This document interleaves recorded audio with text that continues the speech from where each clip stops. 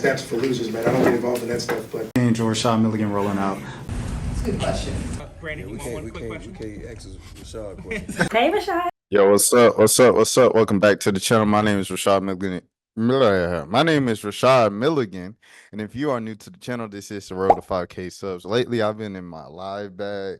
I've been doing lives, interacting with the people in real time, things of that sort. But for this video, I wanted to take it back to taped, recorded, all that good stuff because, like, I don't know, I just wanted to give as honest and raw and immediate of a reactions as I possibly could, without the influence of a chat or anything like that. So first of all, thanks to everybody who've been watching the lives and stuff like that. I appreciate that. Second of all, let's get into it. The first one is CHROMAKOPIA. The reason why I'm deciding to do this album review, I think this is the first album review in video form that I've done, just exclusive album review.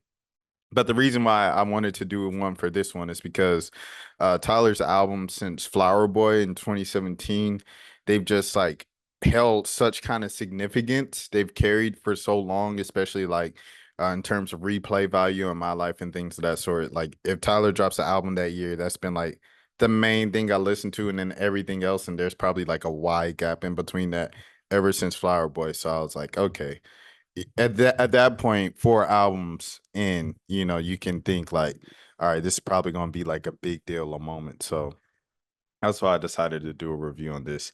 CHROMAKOPIA, man, it's very interesting to see, I think, coming into the album, how Tyler was gonna attack the album, because Flower Boy, Igor, Call Me If You Get Lost, they're so different from each other. Like Flower Boy was more so the Tyler everybody's used to, but instead of the beats being so harsh and weird, they were a little more kind of just melodic and smooth and kind of beautiful and pretty, as opposed to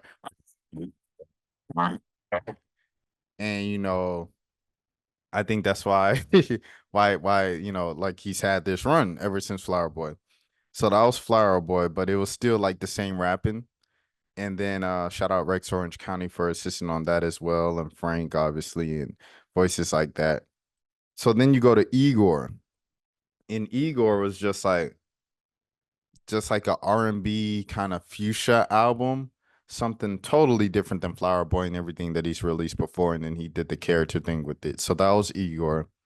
And then Call Me If You Get Lost was a mixture of Igor and Flower Boy. So it was like pretty beats and everything like that, but he's rapping and singing and has singers and has pretty moments, but he's also rapping because he loves rapping.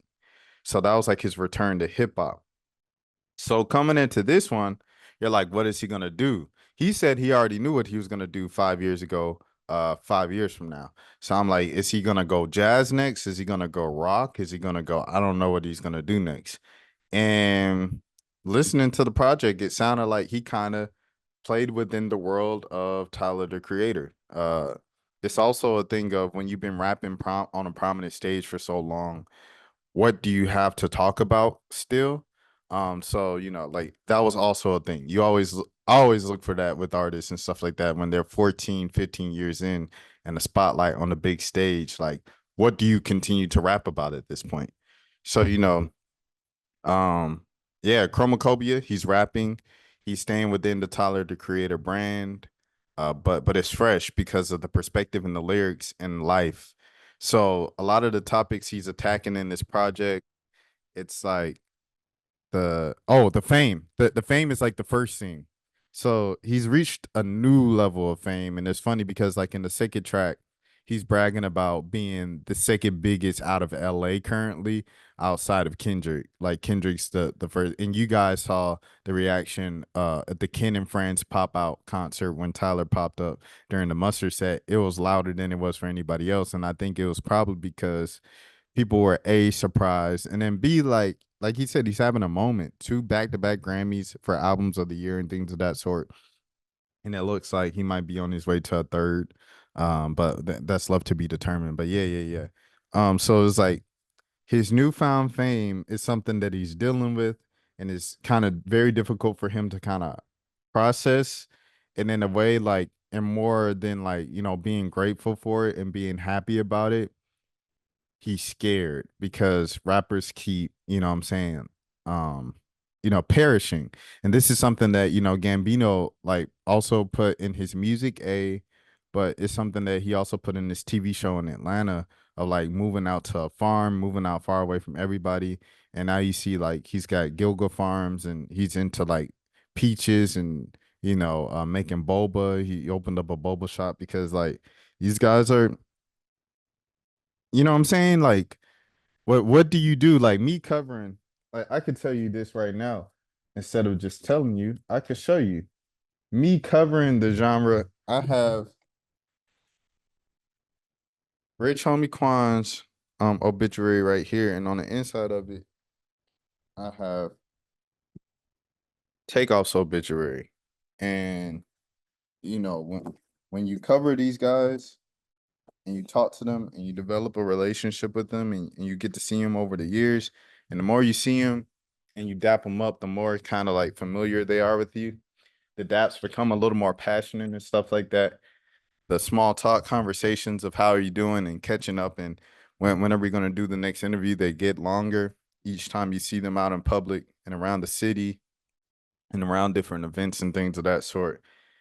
And then you lose them. And this is from like a working perspective of being a media member and stuff like that. So I can only imagine what it is to be the actual artist in the world, and what I'm saying, feeling those things of just like, yo, this is someone who I work with, who I was in the studio with all night. We put together 3 or 4 songs. They didn't even come out to the public. The public might never know that we worked with each other, but we're all in this rap game together.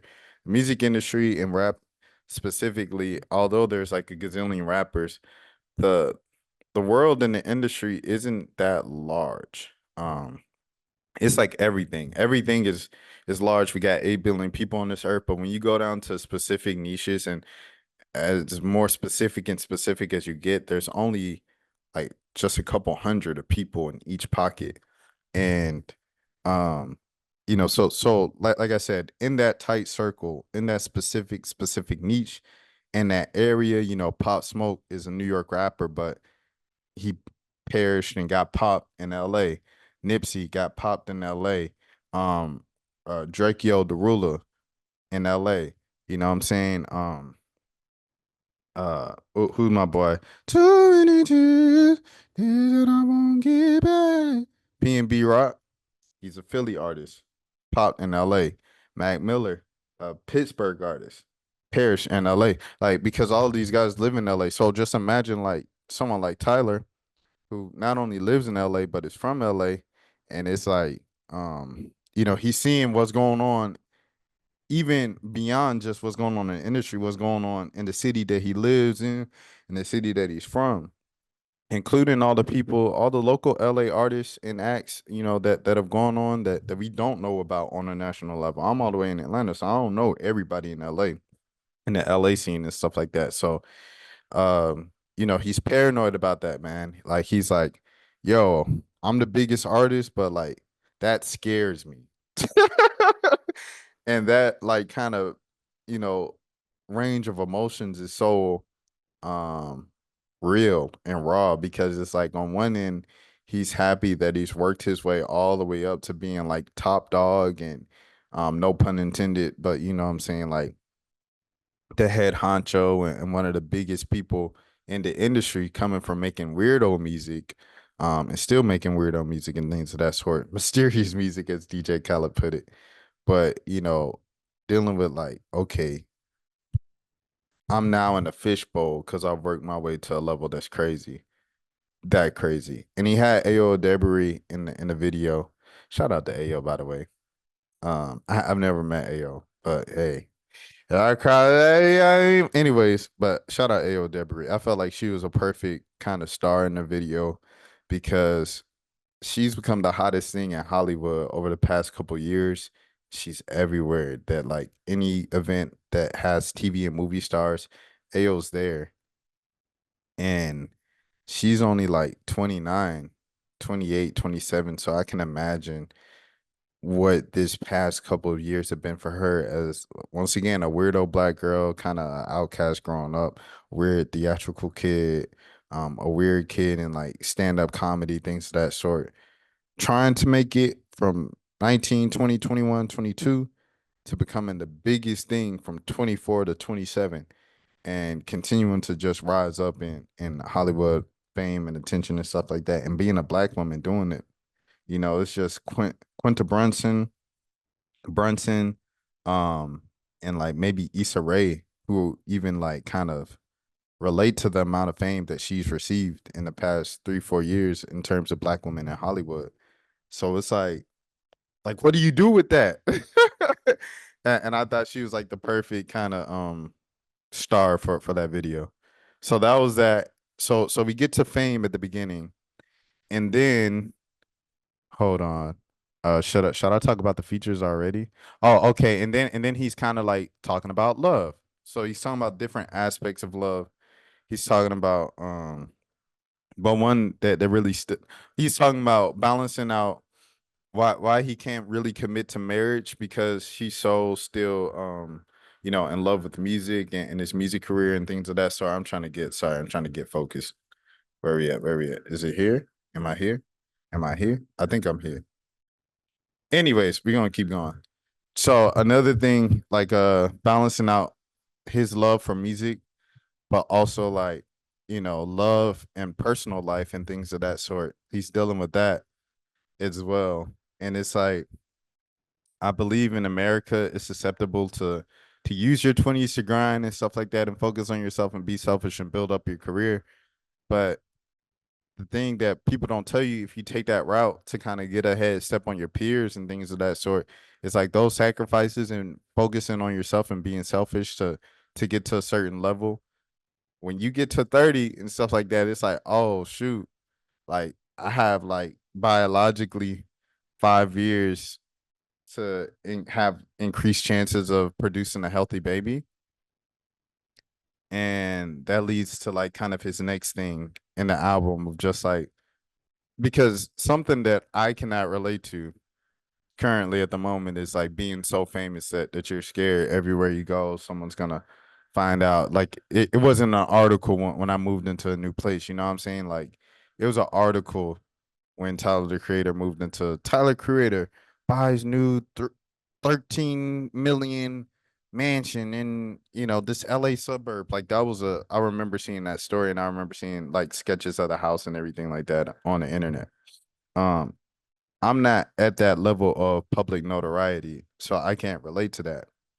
I can relate to as a late 20 something, headed into his 30s, um, of like the pressures of, okay, I really like the way I've been moving my entire kind of young adulthood, but at the same token, it's like, dang, now kind of the body clock is on to make a healthy baby and start a family and leave a legacy and continue my family's name.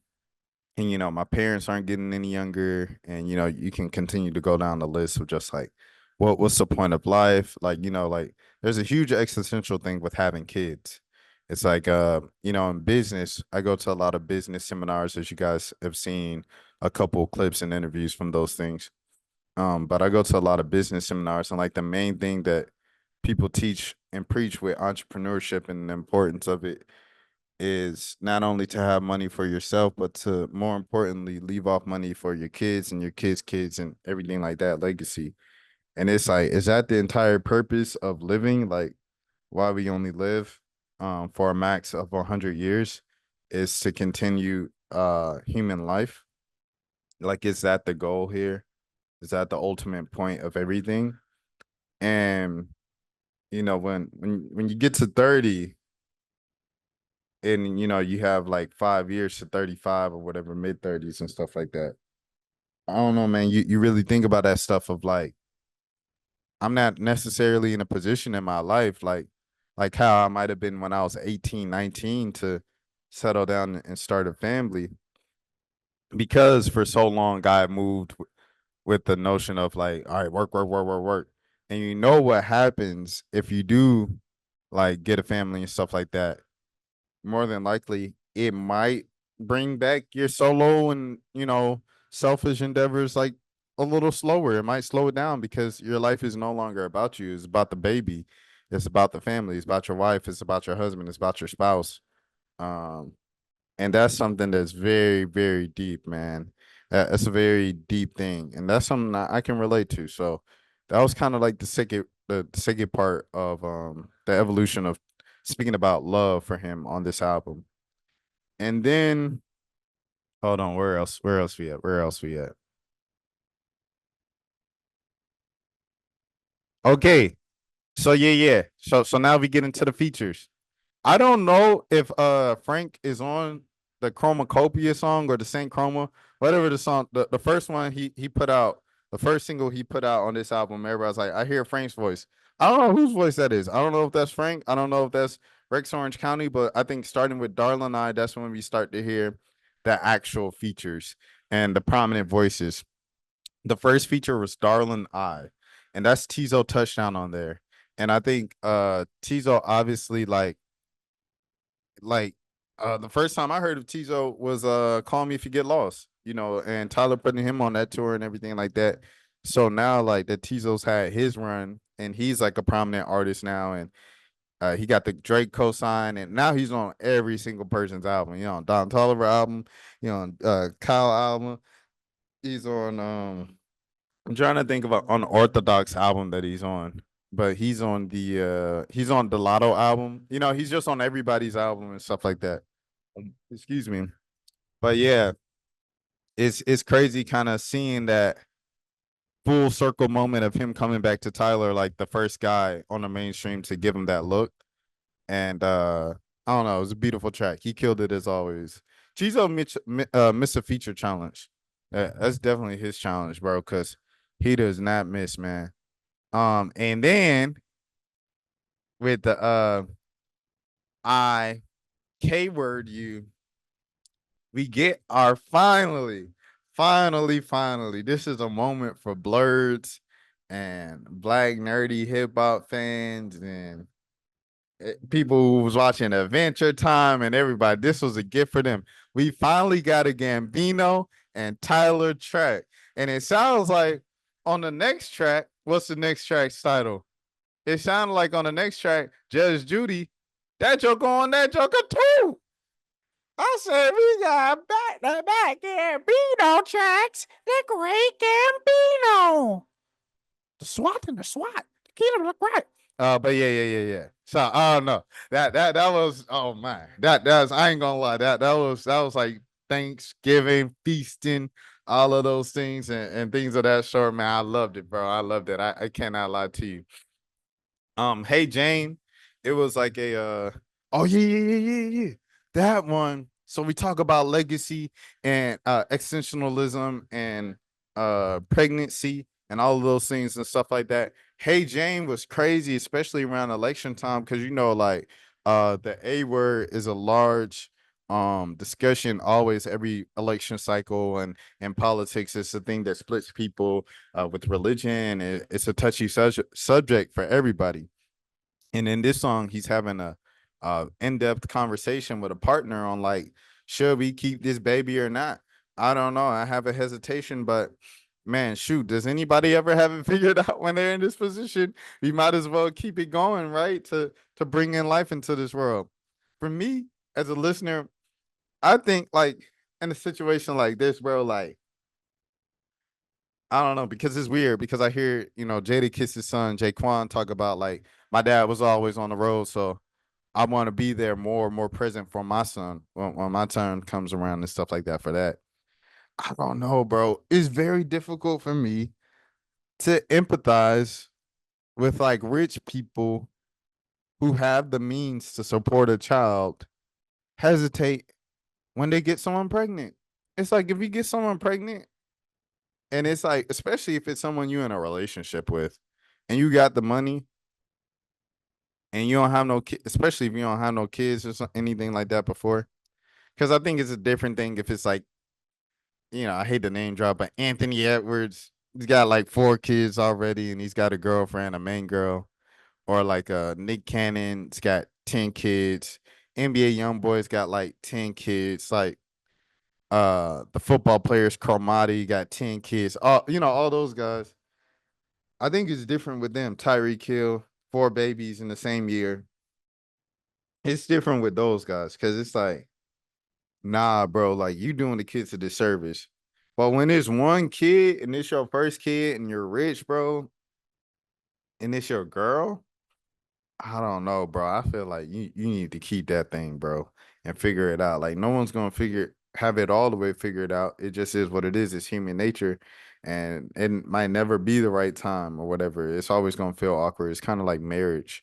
But you know what I'm saying? Like, I think in a case like that, you gotta keep the kid, bro. But it was interesting hearing like his perspective and that conversation, a potential conversation, if he was ever in a situation like that, or if he has been. I don't know. I don't know the business. Ain't none of my business. I just listen to the music. But that was Hey Jane. So then you got the two songs with Gambino. Oh my gosh. I can't believe the day has come. A Gambino Tyler collaboration. And we got two of them mugs. Judge Judy was crazy. Judge Judy was crazy of just like I won't judge you and I won't judge you because it could get ugly before it gets. Anyways, I like the Judge Judy track and the entire thing of it. It's kind of like Tyler. The preaching that Tyler did throughout this album was like pretty consistent with how he's been talking like the last few years and stuff like that, especially in interviews and venting on social media and stuff like that of just like be yourself, stop judging people. Because ain't nobody perfect. We're all figuring this thing out. Don't act like you have life figured out because none of us do. And none of us are righteous and none of us are above one another. That's another thing I want to get into with this album of just like it feels like Tyler's a young man coming into getting older now, going into his 30s, and now, he's a guy that kind of like came on the scene mocking religion and mocking Christianity and mocking Jesus Christ. And he went from that to like, I don't not believe in God because like I just don't believe in him. I just haven't heard an argument that was good enough. And there's a video I think of Boyce Watkins talking to him at a Christmas party in like 2012 about this. And so he's like I'm open to learning and hearing of why I should believe this guy as opposed to you guys just telling me I should believe in him, which is another thing that comes up in the album later. Um, but yeah, so the spirituality thing, I feel like Tyler is getting to a point in life where it's like I got all the money, I got all the cars, I got all the like he says, man or woman that I wanted in this life. What is the purpose at this point of getting all this fame and everything? Why does that not feel like it's enough at times? Why do I still feel uneasy at times?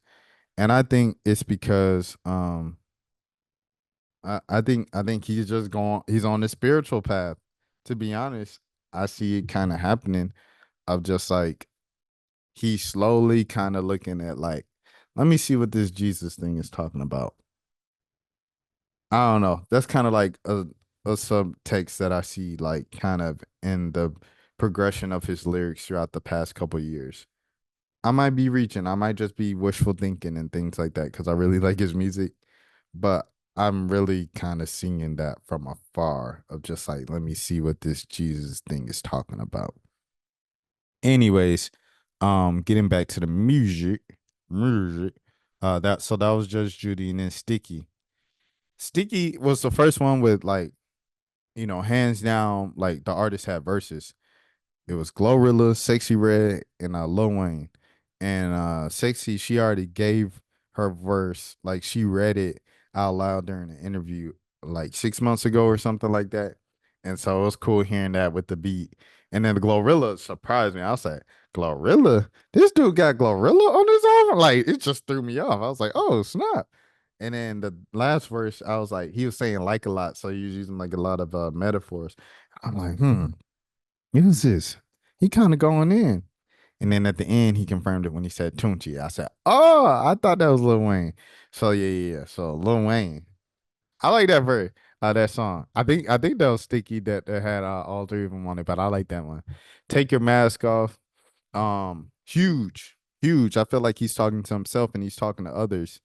The first one is like, closeted men or closeted women, where as soon as, they finish the act of being closeted, they go back to, oh, Jesus, Jesus, you're we're not going to heaven for doing this, and so that was a very unique perspective of him saying, be yourself, like be who you are. Like if you're gonna be something, be it 10 toes down. And I think that's what Tyler did in this new era, starting in 2017 when he came out as bi on Flower Boy and stuff like that. He was no longer hiding who he was and being him 10 toes down and standing on it. He doubled down on it, and kind of stood 10 toes on it on Call Me If You Get Lost and things of that sort, especially like the deluxe version and stuff like that. And it was just like, that's just what he is. He said, if you're gonna be some man, be it like all the way. Like keep it 100. Take the mask off. It is what it is. With the woman, and then he did a verse about a mom, and the mom one was like, you a stay at home wife and all of this, like you gave up your dreams, like your identity now is being this mom and this wife, which I think a lot of women have always kind of battled with and dealt with. That's why we see such a surge of women like living life now and doing them, because I felt like they haven't had that traditionally. They've always, their identity has been based off of what the man and the family is to them and things of that sort. So he's talking about that as well. And then at the end, he's like blatantly talking about himself. Like it's like, yo, beats is weird. You don't get no placements. You ain't never went number one. He's opening up about a lot of his insecurities within music, despite being Tyler the Creator now, or what Tyler the Creator is in 2024, just like this wildly successful hip hop artist that's crossed over into the mainstream, but it still have his weird niche and pocket of people, arena sellout artist, a tour and festival headliner and things of that sort. And he still doesn't feel accepted and feel like sounds like he feel like he still like he thinks he's not good enough sometimes. Which is like also going with the back and forth of like him saying, no, I'm big headed. I know I'm good. I know I'm the best. I know I'm awesome. I'm happy. Life is marvelous. It's great being a rapper. But also like, yeah, I do get sad. I do still deal with the acceptance thing of being the weird black kid and never accepting it. Like he's still battling that. Which you can hear like if you read between the lines of his music. And it's funny because if I probably interviewed him and asked him, he'd say, no, I'm happy. You know what I'm saying? So, which is the mask. So take the mask out, Tyler. And he's got the mask on, of course, in the cover art. All right. So then you go a couple more tracks and things of that sort. I'm gonna skip to the next kind of like big thing that really stood out to me on this album. Hold on, let me okay. All right. The next big thing, bro, was definitely Like Him. I think this might be the most vulnerable Tyler the Creator track since Garden in 2017 when he first came out publicly. Man, you talk about a moment, bro.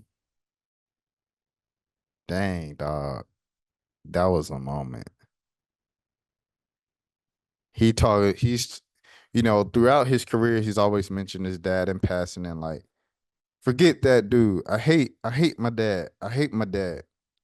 Why was he never around? And he was always like, just felt a way about that. You could feel the anger and hear the anger in his voice. And this Like Him track, oh my goodness, it's like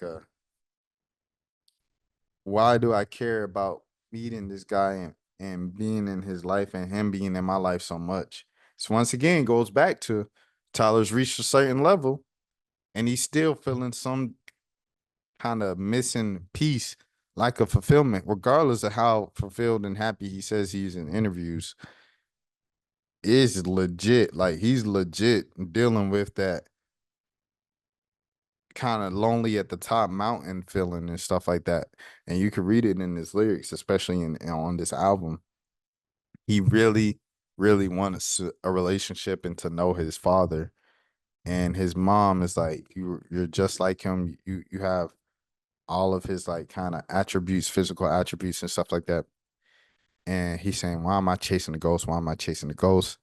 At the end of it, which is so kind of like punching, is the voicemail, the voice note at the end of the song, man, when his mom is like, Tyler is like, he's got to be like 31, 32.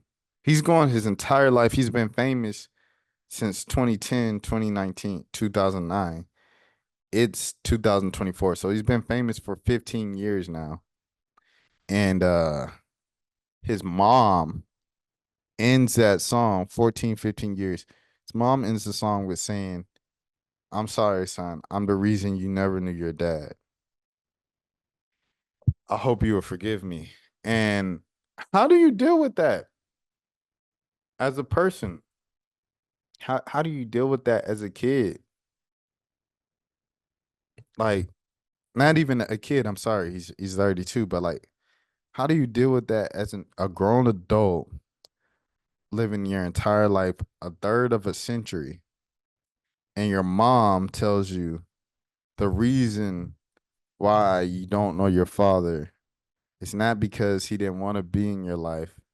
It's because I was mad at him and I was young when I had you. And I ran away and I told him I don't need you. I could do this on my own. You know how crazy that is, bro? Like, can you imagine the emotions going through your mind when you hear that? Because it's like, of course you're mad at your mom for that, but she's your mom. She been holding you down for 30 years. But it's like you let your pride and ego get in the way of me getting a hug and hearing a good job, son, and getting a pat on the head and going to the Lakers game and going to the Clippers game. And I had so many identity issues and I went so hard because I didn't know who you were, bruh. And it's not because he didn't want to be here, but it's because you didn't want him around because of y'all's relationship issues. I don't know my father. This is the thing we see so much, especially in the black community. I can't speak for everybody else because not everybody else. I grew up black, so I can only speak on that. Disclaimer.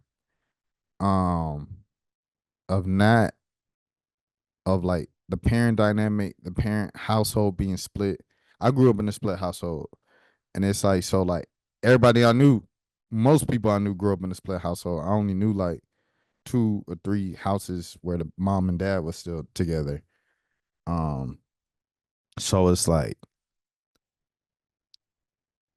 it's crazy. Like I can't imagine, a world where my mom wasn't all the way cool with me knowing who my dad was and hanging out with my dad and vice versa. Um,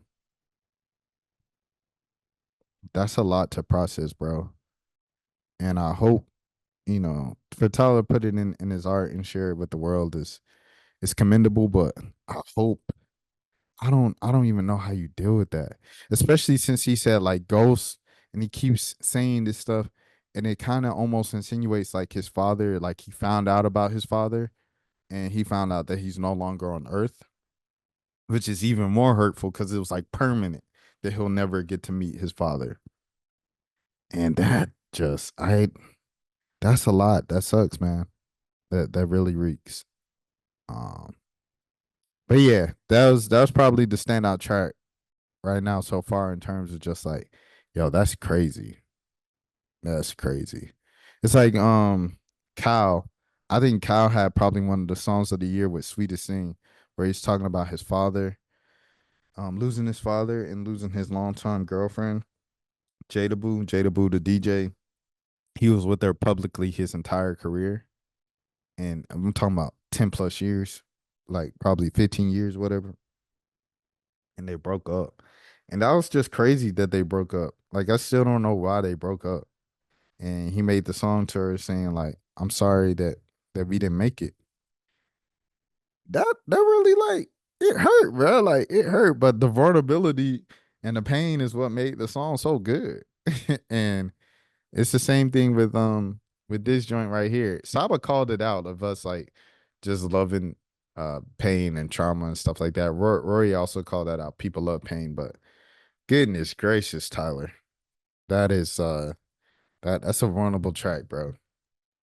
And then, so then you have Balloon, and which goes into I Hope You Find Your Way Home. So that's like Tyler doesn't have any slash songs on this album. Slash songs is like his thing of like uh an extended song. But the closest thing to that are the last two songs with Balloon and I Hope You Find Your Way Home.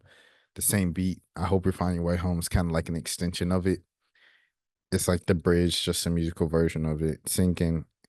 And then after that breeze for 2 minutes, the last 2 minutes is him just rapping and giving it his all and trying to rap the best verse on the album. So you like are left with, oh snap, this album was great.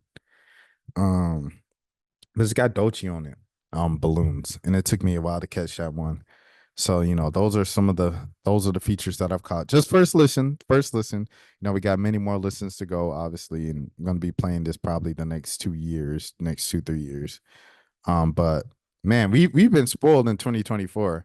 I ain't gonna lie to you. A lot of people complain about the state of music in 2024, and I get it. If you focus on a lot of the experimental kind of teenager stuff that's coming out right now, just like people just doing whatever, saying whatever on the track. But it's a lot of good stuff coming out in 2024, bro. And we're being spoiled. And like I say, hey, at this point, if we're gonna continue being spoiled, we might as well get the Anicia Caribou tape before the year come out. Make it a Christmas release. The thing is, Anicia was just on tour with Kalani, and Kara is now, Kara is now on tour with Lotto. So it's like both of them jokers been on the road all year long because Kara was on the boat tour, and then Concrete went on their own tour, and then Anicia went on tour, and now Kara's on. So it's like they so busy, but if they could get in Atlanta together, I give it 3 months. Don't do no rushed, freestyled and punched in the whole thing. I don't want to hear that. Y'all can keep that. I'm gonna let you know right now. I need a 3 months sitting down in Atlanta in the same place where y'all working on this every day, 5 days a week for 3 months. Y'all go outside together, y'all hang out together so the chemistry can be there. And the tape is crazy. That's what I need. I need a real quality album collab tape from Anicia and Caribou. So if it needs to be 2025, we'll push it to 2025. Who cares? But the Absol, Schoolboy Q, Gambino's album. It's been so many drops this year, bro. Kanye. Like I can't even think of all of them, bro. I'm not even gonna lie to you, but it's been a great year for music. I really appreciate it. I hope you guys are appreciating what we're hearing too. And that's it, man. I give this album, I give this album probably an 8.9 to 9.1 out of 10. That's what I give this album. Because how does it rank among the other ones? I think it's too early for me to tell. I just listened to it once. There's not I don't think there's one cohesive story in there. It's like it's literally talking about everything that a so and so is going through at his life right now and stuff like that.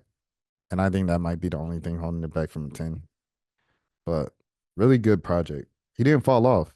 And when you put out 4 albums the way he did, that like set the bar up here.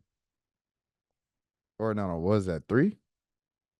Yeah. When you put out When you put out 3 albums that set the bar like he did up here, I think it's important to not fall off on that 4th one, and he didn't. So I think that deserves an applause in itself. But Tyler, that's what I give it, man. CHROMAKOPIA. Let me know what you thought about the album. This is me rambling about life and that album and the state of the music industry for 30 minutes. I hope you enjoyed it. Peace. Peace. Peace. That's for losers, man. I don't get involved in that stuff, but. And Rashad Milligan rolling out. That's a good question. Yeah, we can't ask Rashad questions. Hey, Rashad.